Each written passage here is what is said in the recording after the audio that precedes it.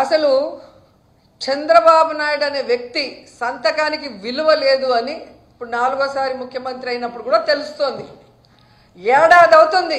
ఈ ఏడాదిలో ఆయన పెట్టిన మొదటి సంతకం ఇంతవరకు అమలైందని నేను అడుగుతున్నా.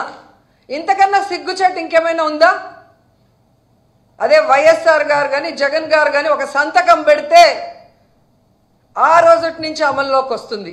అది సంతకం అంటే అలా ఉండాలి. కానీ నీ సంతకం అది చిత్తు కాగితంలాగా ఎప్పుడు సంతకం పెట్టినా అది ఎప్పుడు జరిగింది లేదు. అండ్ అధికారంలోకి వచ్చిన మీరు జూన్ నుండే నిరుద్యోగ భృతి ఇస్తాము, తల్లికి వందనం ఇస్తాము, అన్నదాత సుఖీభవ ఇస్తాము, ఆడబిడ్డ నిధి ఇస్తాము, ఫ్రీ బస్ ఇస్తాము అని చెప్పారు. బాండ్లు ఇచ్చారు. ఈరోజు ఆ బాండ్లు ఎత్తుకొని గ్రామాల్లోకి మీ ఎమ్మెల్యేలు కానీ మీరు వెళ్ళే పరిస్థితి ఉందా? పరకలతో కొడతారు, చెప్పులతో కొడతారు. ఆ భయం మీకు ఉంది కాబట్టే ప్రజల్లోకి వెళ్ళలేక వాటి మీద ఏమీ చెప్పుకోలేక ఈ విధంగా డైవర్షన్ డర్టీ పాలిటిక్స్తో ఎలా ఎవరి మీద తప్పుడు కేసులు పెట్టి దాని మీద మీ పచ్చ ఛానళ్లలో రౌండ్ టేబుల్ డిస్కషన్లు పెట్టి మీ పచ్చ నాయకులతో విశ్లేషకులుగా ఏ విధంగా విషయాన్ని చిమ్ముతున్నారో ఈ రాష్ట్ర ప్రజలకి ఏడాది కాలంలోనే అర్థమైపోయింది. మీరు చెప్పే అబద్ధాలను ఇంకా నమ్మే పరిస్థితిలో ఈ రాష్ట్ర ప్రజలు లేరు అన్న విషయం చంద్రబాబు నాయుడు తెలుసుకోవాలి.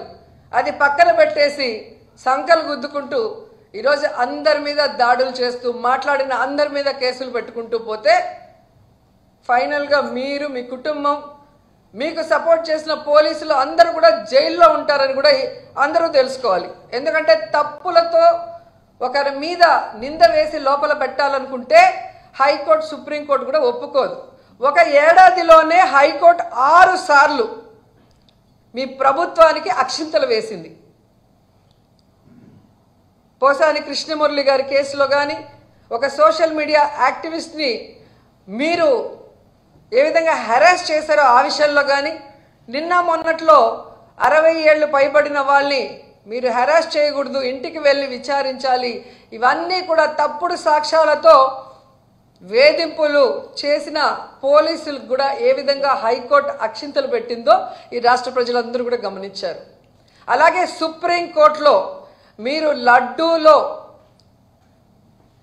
ఏదో కలిసింది అని అబద్ధం చెప్పి మీ రాజకీయ లబ్ధి కోసం కలియుగ దైవం వెంకటేశ్వర స్వామితో చెలగాటమాడినప్పుడు కూడా మీ మీద ఒక సీఎంగా ఉన్నా కూడా మీకు సుప్రీంకోర్టు ఏ విధంగా అక్షింతలు వేసిందో ఒకసారి గుర్తుపెట్టుకోండి. కాబట్టి మీ పైన ఒక వ్యవస్థ ఉంది. మీరు అనుకున్నట్టు చేసేస్తాం, ఏదైనా మేము చేయగలమంటే అది కొన్ని రోజులే.